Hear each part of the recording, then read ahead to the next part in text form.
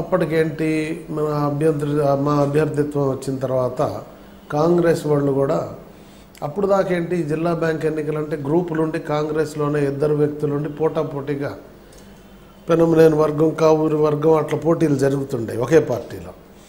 ఇక అప్పుడేమనుకున్నారంటే ఇది అంతా ఏకగ్రీవంగా ఉంది, మన మీద పోటీ పెట్టడం ఉపయోగం లేదనుకొని కాంగ్రెస్ పార్టీ వాళ్ళు కూడా ఉపసంహరించుకున్నారు అందరూ. ఇక చివరికి సిపిఐ నుంచి మాత్రమే ఒక్క డైరెక్టర్ కోసం నామినేషన్ ఉంది. వాళ్ళు ఏంటంటే వాళ్ళు దాసరి నాగభూషణరావు గారి గ్రామం నూజివీడి దగ్గర, ఆ గ్రామం నుంచి కొమ్మన్ నాగేశ్వరరావు గారిని నామినేషన్ వేశారు. వాళ్ళు ఏంటంటే అప్పటికే ఏదో పార్టీలో ఎప్పుడో ఏదో ఇస్తామని ఇవ్వలేదు, మేము విత్డ్రా చేసుకోమని అన్నారు. అప్పుడు మేమే ఆలోచించి ఇంకా ఒక డైరెక్టర్ గురించి ఎందుకు అని మన డైరెక్టర్నే ఒకళ్ళని ఉపసంహరించి ఏకగ్రీవంగా ఎలక్షన్ పూర్తి చేయటం జరిగింది. బహుశా ఇప్పుడు 100 ఏళ్ల చరిత్ర ఉంది కృష్ణా జిల్లా సహకార కేంద్ర బ్యాంకుకి. ఎప్పుడు ఎన్నికలు జరిగినా జిల్లాలో హోరాహోరీగా జరిగే జిల్లా ఇది. ఇటీవల కూడా ఎన్నికలే జరిగినాయి. అది అదృష్టమో దైవకృపో నాకు తెలియదు, కానీ నేను ఒక్కడిని మాత్రమే ఏకగ్రీవంగా ఎన్నిక కావటం జరిగింది జిల్లా సహకార కేంద్ర బ్యాంక్ అధ్యక్షుడిగా. ఎన్ని సంవత్సరాలు కొనసాగారు సార్ బ్యాంక్ చైర్మన్? నేను ఎన్నికైంది 5 సంవత్సరాలకే, కానీ ఆ కాలంలో వివిధ కారణాల వల్ల ఎన్నికలు నిర్వహించడం కుదరక ఎక్స్టెన్షన్ ద్వారా 9 సంవత్సరాలు చైర్మన్గా కొనసాగటం జరిగింది. జిల్లా బ్యాంక్ అధ్యక్షుని అయిన తర్వాత ఇంకా ఆప్కాప్ చైర్మన్కి ఎన్నిక జరుగుద్ది.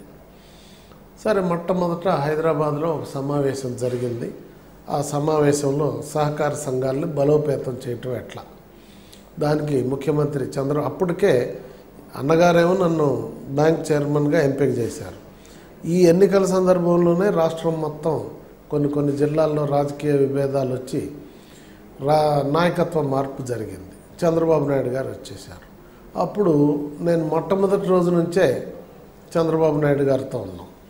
మొట్టమొదట అన్నగారంటే ఎనలేని అభిమానం, మమకారం అన్నీ.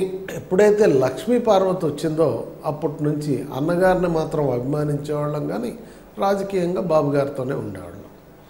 అలా ఫస్ట్ డేన అప్పుడు రఘురామ్ మంత్రిగా ఉంటే కూడా మా బ్రదర్ ఇన్లా మంత్రిగా ఉండి, ఇందిరారెడ్డి ఇన్ఛార్జ్ మంత్రిగా ఉండి జిల్లా పరిషత్ మీటింగ్ జరుగుతూ ఉంది. వాళ్ళు ఏంటప్పుడు జిల్లాలో మమ్మల్ని పట్టుకుంటే ఇంటాక్ట్ ఉంటుందని రాత్రి వచ్చి మద్రాస్ సిమెంట్స్ గెస్ట్ హౌస్లో బస వేసి ఇందిరారెడ్డి మా అందరితో మాట్లాడి వెళ్ళటం జరిగింది.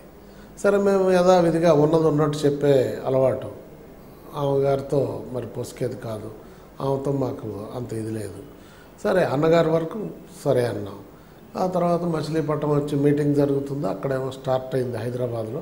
వెంటనే నేను బ్యాంక్ గెస్ట్ హౌస్లో ఉన్నాను, రఘురామ్ మీటింగ్లో ఉన్నాడు. ఇద్దరం కోఆర్డినేట్ చేసుకొని దాదాపు 7-8 మంది ఎమ్మెల్యేలని టక్క హైదరాబాద్ పంపించాం వైస్రాయిలో. మరుసటి రోజు మార్నింగ్ కల్లా నేను కూడా వైస్రాయి వెళ్ళిపోవటం జరిగింది. ఆ విధంగా అప్పుడు బాబు గారు ముఖ్యమంత్రి అయిన తర్వాత ఆప్కాప్ చైర్మన్ ఎన్నిక వచ్చింది. ఎన్నిక వస్తే మరి సహకార సంఘాలను బలోపేతం చేయడానికి ఒక సమావేశాన్ని పెట్టారు ముఖ్యమంత్రి గారు. ఆ సమావేశంలో నేను మాట్లాడటం జరిగింది. కారణం ఏమో నాకు తెలియదు, కానీ నన్ను నల్గొండ చైర్మన్ సోమిరెడ్డి గారు, ఆయన అప్పటికే 2వ bank chairman, Anantapuram bank chairman Suryanarayana గారిని, ముగ్గురిని సహకార సంఘాలను బలోపేతం చేయడానికి ఏం చర్యలు తీసుకోవాలని ఒక కమిటీలో మమ్మల్ని నాన్ అఫీషియల్ మెంబర్స్గా వేయటం జరిగింది. ఆ సమావేశాలు జరుగుతూ ఉంటే మధ్యలో ఏంటి అందరూ కూడా నాకు సపోర్ట్ చేయి, నీకు సపోర్ట్ చేయి అని మాట్లాడుతుండేవాళ్ళు. 22 మంది బ్యాంక్ చైర్మన్లు. నేను అప్పుడే చెప్పా, ప్రతి ఓడికి అర్హత ఉంది, ఈ లెవెల్లో వచ్చాక ఎవరికెవరు సపోర్ట్ చేయరు, అందరికి కావాలనే ఉంటుంది, పార్టీ ఏది నిర్ణయం చేస్తే అదే అవుద్దని.